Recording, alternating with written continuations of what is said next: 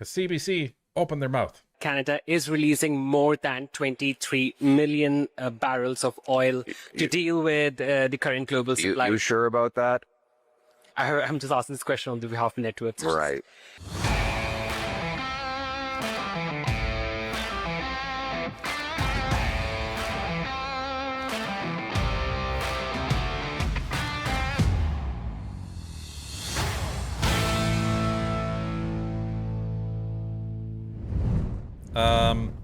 So I wanted to move on quickly to Pierre's presser today because it was phenomenal. And usually the pressers that I find phenomenal aren't necessarily what everybody finds phenomenal. There wasn't a lot of drama in this, but the policy is what I was impressed with. So let's get to that. And for those of you that have seen this before, hopefully you notice an improvement in the audio. We need Canada to become affordable and strong at home so that we will be unbreakable abroad. That means regaining market access in the U.S. According to the Canadian government, 90% of our vehicles are sold there.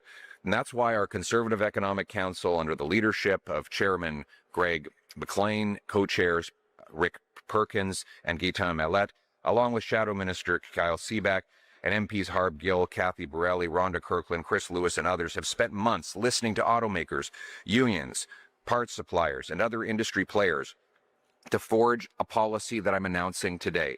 It would be a tariff-free auto pack with the United States of America designed to double production here in Canada. The plan: it will, 1, make it more affordable to buy Canadian-made automobiles by taking the GST off of all cars made in Canada. This would give a major price advantage to Canadians to buy Canadian. At the same time, we will scrap the costly Liberal EV rebates, which currently subsidize people to buy foreign-made cars. In essence, Mark Carney wants to subsidize the purchase of foreign cars with Canadian taxpayer dollars. We want to cut taxes on buying Canadian cars. We want to bring home production through performance by implementing a rule: for every car produced in Canada, the same manufacturer would get to sell a car in Canada duty-free from a CUSMA partner on a dollar-for-dollar basis, similar to the 1965 Canada-US Auto Pack. Simply put, every time an automaker makes a car in Canada, they would have the right to sell a duty-free car in Canada. This would create a powerful incentive for them to relocate and repatriate production back to this country. Because right now, we buy almost twice as many cars as we make. But automakers who want to sell in our market would have to make in our market in order to do it. The same would apply for the other countries in the USMCA. We protect the North American supply chain by maintaining the minimum 75% North American content and existing CUSMA rules of origin. We would develop automotive security and technology by creating a harmonized North American cybersecurity and data standard, while banning vehicles from using software connected to China and Russia. We would stand firm on unfair trade practices with our North American partners against China for maximum leverage in the CUSMA negotiations, and we will get rid of the entire EV mandate. Believe it or not, Mark Carney has announced he would do that. He still actually hasn't removed it from the books. And he's promised an emissions standard that can only be met by EVs. In other words, even hybrids do not qualify for his emission standards. The effect of this would be to shut down production of internal combustion engine in our country, and it would ensure rural communities would not be able to buy vehicles that actually work for them. Conservatives will get rid of the entire EV mandate for real so that we can compete and our people can choose what kind of cars they want to buy. So that's essentially the summary of the proposal. And this is great because it shows that the Conservatives have been thinking about this, and it shows there was actually a purpose for Pierre going down to the United States, visiting and talking with business owners, with Americans, with the car manufacturers, and even the car manufacturers in the United States are saying, we don't want the tariffs. They're hurting us. Like, why would they not be hurting them? Because they have an integrated supply chain across the border. So this as a proposal, this is I think, I'm trying to think back. We were asked this more than a couple times, what would Pierre do in Carney's position right now? And we said that he would do literally this. Yeah, because not only does this address the tariffs, it also addresses the security issue of Chinese electric vehicles, or any vehicle really with Chinese or Russian software. So it actually addresses many different aspects of this. And the other smart thing about this is it's not him going down to Washington and say, please, please, please, Mr. Trump, drop the tariffs, which sounds like that's what Mark Carney and his delegation would have done, or were doing, if they were even. What he did is, you get the powerful business people in the United States. Like when you're talking to Ford, and when you're talking to Dodge, and we're talking to all those folks, those are the people that have sway with the White House, right? So, because they just call up a congressman or congressmen, congresswomen, or senators across the country, and they're saying, listen, we need this now. So for him to have the conservatives work on this and then pitch it to the American car manufacturers and their executives, and they say, yep, this sounds good to us, that's very smart. Because A, it puts some internal pressure on Donald Trump, not from Canada, but from his own business owners.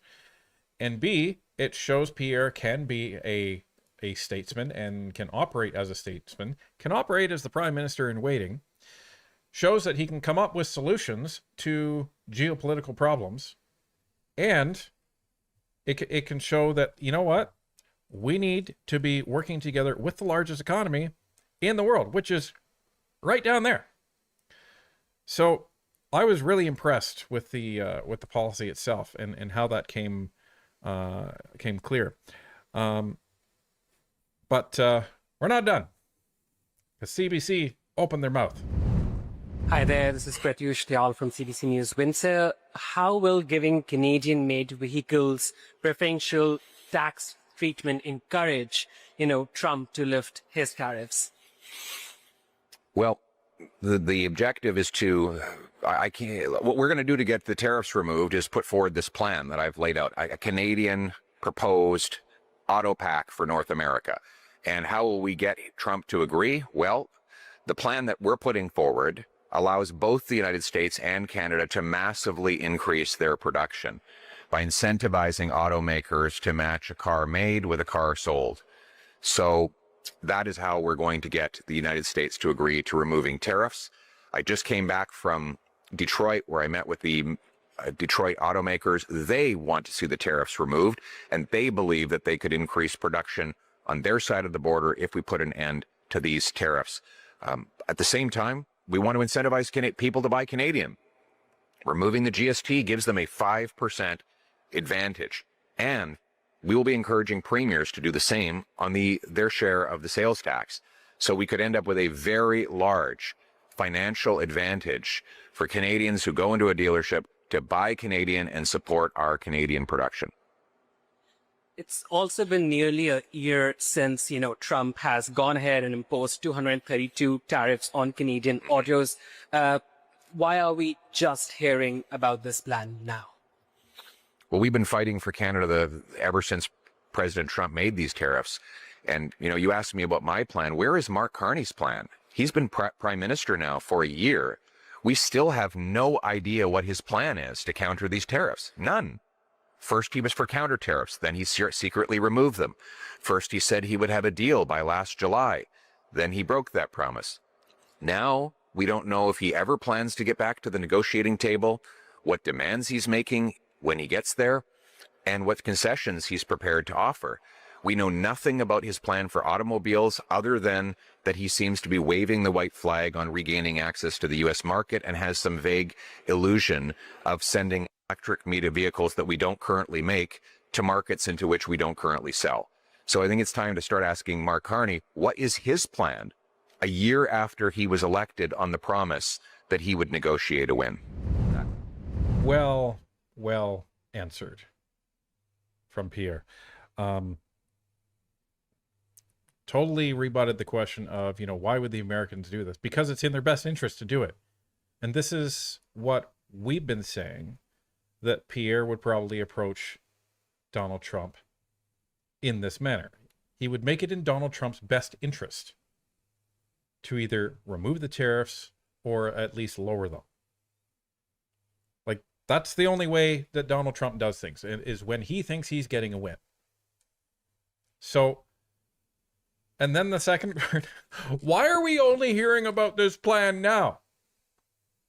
What? Because it's not my job to make these kinds of plans. It's the prime minister's, and he hasn't been doing it, so I've had to do his job for him. Right. I mean, you can't say that, but... I let him do this. I let him, say he was going to get a win. I let him try and do his job, like he told everybody he was going to. But I love the fact that instead of Pierre saying, why doesn't the mainstream media ask Carney, why are you asking me that question? He said it in a very different way. He said, I think we should be asking Mark Carney that question. So he's not saying that the mainstream media is doing it. So this is a different approach that Pierre is taking, but it's still very effective. Yeah, and it also kind of comes across as, I think Canadians, voters, should be asking Mark Carney why he hasn't accomplished anything. And this is the big thing, right? It's very strategic. He doesn't come across as the angry man conservative that the media portrays him as. And he's suggesting to Canadians, you should be asking that question. If you voted for Mark Carney to do this, you should be asking him that question as well. Well, and because eventually Canadians will see that the Mark Carney that they're seeing and the results that they're seeing are not the same as what was promised and what the mainstream media is telling them. I think once it gets to a certain point, people won't be able to ignore it anymore. And this is what I'd said in the video. I said he wasn't elected on a record. He was elected on a resume. And the resume actually isn't showing the results. And if you're a hiring manager, if you're responsible for hiring in any company, you've seen this, and I've seen it.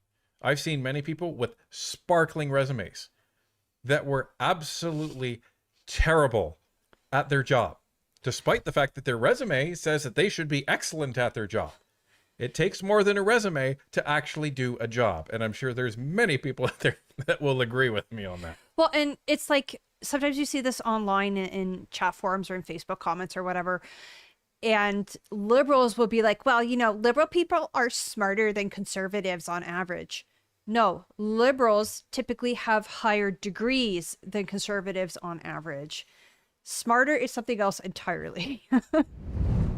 Hi, Grace Macaluso, Automotive News Canada. So it's the stated policy objective of the Trump administration to dismantle auto assembly in this country. How optimistic are you that whether it's a conservative government negotiating or a liberal government negotiating, that we can return to a zero tariff trade deal with the Americans? Well, first of all, I'm not the type of person who gives up. We have to fight for every single job. We've got 600,000 jobs in our country that are dependent on this sector. And we can't just wave the white flag because the president claims that he's going to take our jobs. I would rather put forward a real plan that would repatriate production to our country, but also be highly attractive to our partners south of the border. I believe if you look at the real policy objective of the U.S. administration, it's to bring production to the U.S. That doesn't have to come from Canada. I have a plan here that will massively increase production on both sides of the border, that will be attractive to both partners. And this is the only realistic plan to save our auto sector as a result. And you say you've met with General Motors and Ford? That's right. Senior executives? Yes, that's right. So what are they telling you in terms of, say, their commitment to maintain their manufacturing footprint in this country when they've already decreased production? Well, they want to do business with Canada. They love Canada, and they've had a tremendous history in our country. Obviously, over the last 10 years, it's been the Liberals have created a terrible environment in which to do any kind of business. Resources, mines, manufacturing, forestry, it's all crashing under the Liberals. But I think what the automakers want is two things. They want this to be the easiest, most affordable place to deal with government and make automobiles. And secondly, they want tariff-free access to the United States. They need tariff-free access. They believe that knocking down the tariffs between Canada and the U.S. is vital to their success and growth on both sides of the border. So that's why we're putting forward a plan that will allow them to do that. One last question from me. Canada is releasing more than 23 million barrels of oil to deal with the current global supply. You sure about that? I'm just asking this question on behalf of networks. Right. To deal with the current global supply challenges, what more do you think the government should be doing now? Well, I'm not convinced they're releasing any additional oil. They have no oil to release. We don't have a strategic oil stockpile in Canada. We are the only G7 country without one. So I think it's another illusion for Mark Carney to pretend that he's releasing stockpiles that he does not have. He does not have the ability to flip a switch and suddenly increase production out of the Canadian oil patch, especially after 10 years of the Liberal trying to keep that oil in the ground. Mr. Carney wrote a book where he said his values included keeping 50% of our oil in the ground. He maintains an industrial carbon tax that makes our production costs prohibitive. He's maintained all of the anti-development laws of Justin Trudeau, and he has not approved a single pipeline in a year or a single project through his major projects office. So we don't need more illusions and theater from Mr. Carney. What we need is for him to get out of the way by repealing anti-liberal laws and the industrial carbon tax, by immediately greenlighting pipelines to other markets so that we can massively increase our production. And we need to do, as I proposed a week ago, develop a strategic oil and mineral reserve so that we actually have stockpiles that we can release to the world at great profit to ourselves when there are, and at savings to our consumers. So what we as conservatives are proposing to incentivize industry to build up hundreds of millions of barrels of oil over a time period that could be kept in reserve for moments like this. This is funny because this was actually, I believe, addressed in our earlier video when Carney was actually asked about this in Norway. What the Minister of Natural Resources was referring to was the perspective, what the upcoming exports that we'll be doing, the 23.8 million. I actually don't know the exact time frame he was referring to. And he said, well, you know, yeah, the minister talked about 23 million barrel. I'm not sure of the timeline on that. Yeah, nobody's sure of the timeline on that, Mr. Carney, because we don't have 23 million barrels of oil to release. And we also don't have a pipeline. Imagine that. Come on. Oh, man. This is what happens. This is what happens when you have a cabinet of environmentalists that have no idea. Oh, wait a minute. This is what happens when you have Mark Carney, the environmentalist. He has no idea what he is talking about. No idea what is going on. And I want to play the last question that he received because his answer was really, really good. And don't look at Pierre when he's answering. There's a gentleman, I believe he's actually one of the union execs, just to his left. Watch. To Pierre's left or our left? To Pierre, to our left of Pierre. So when you're looking at Pierre, it's to the left. Watch his reaction to what Pierre is saying throughout this whole thing. There seems to be a growing consensus that Canada will have to accept some level of tariff. And I believe last year the government met with auto executives asking them essentially, what level of tariff, what tariff rate can you live with? Is that something that should be part of like a plan B in case the Americans say no to zero tariffs? And do you think that's something that the industry needs to consider? Are you talking about tariffs on autos here? Yeah, on the automotive industry. I don't think we should go into a negotiation making unilateral concessions. I think we should go in demanding the ideal outcome. I mean, if you enter the negotiation having already made concessions, then you're only going to have to back down even more. I mean, we've got bargaining agents here from the unions. We've got some business people here so they've been in this room. You've got people who've been on both sides of a negotiating table many, many times. And I think they would all agree with me that you don't make concessions before you even get to the table. And that's what Mr. Carney has done. He's unilaterally conceded that there are going to be permanent tariffs on our auto, steel, and lumber. And then he says, let's start negotiating from there. How do you expect us to get a good deal doing it that way? My approach, rather, is build up as much leverage as possible on the front end by unlocking our resources, building up a strategic mineral reserve, and building our strength at home. Also, promising the ability to cooperate on military procurement, and then use that leverage to get tariffs removed. Here, I've got a plan that would advantage both Americans and Canadians if we get to tariff-free deal and a 1-for-1 production to sales ratio. So what we're putting forward here is a realistic plan to get the tariffs removed. Not because we expect the Americans are going to do it to be nice, but because we've got a plan that actually increases their production as well as ours. That would be a much more intelligent negotiating strategy than the unilateral concessions and the weakness we've seen from Mark Carney over the last year. Amazing That's answer. how you do it. And it was the tall gentleman on the left of the screen, and you could just see him nodding his head.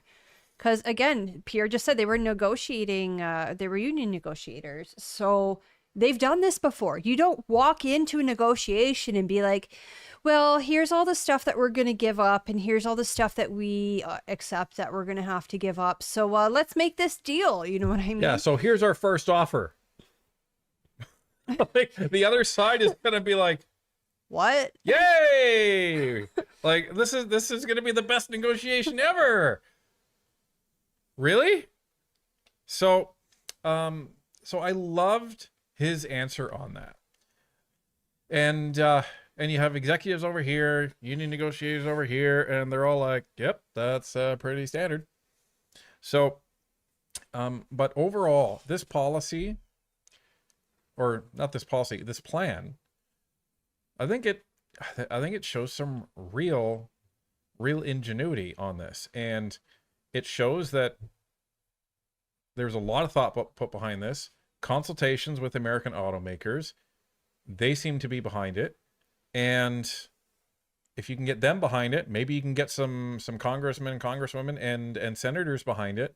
And then hopefully maybe that can put some pressure, or at least get some reasonableness out of the White House. And then maybe you can get some movement on the auto on the auto manufacturing tariffs. Well, and that's important. Buy-in, right? Pierre didn't just come up with this idea on his own. He went and spoke to the people who have a stake in this.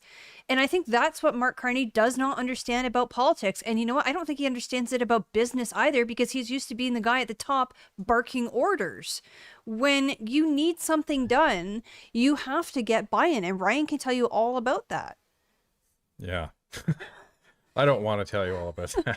But you have to go to your stakeholders and you have to convince them why this is a good idea and why this is going to benefit Canada and the US and just on and on. You can't just be like, well, this is what we're going to do today. Former CEO of IBM. I've used this a lot. I think his name's Lou Gertzner.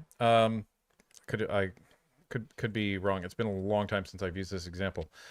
But former CEO of IBM. IBM said, you cannot mandate change occur within an organization or within people in general. It's very, very difficult to do. All that you can do, and the best way to do it, is to create the conditions in which that change will be advantageous to the people. So this is a guy who, is running an authoritarian organization, which any corporation is authoritarian because it's my way or the highway.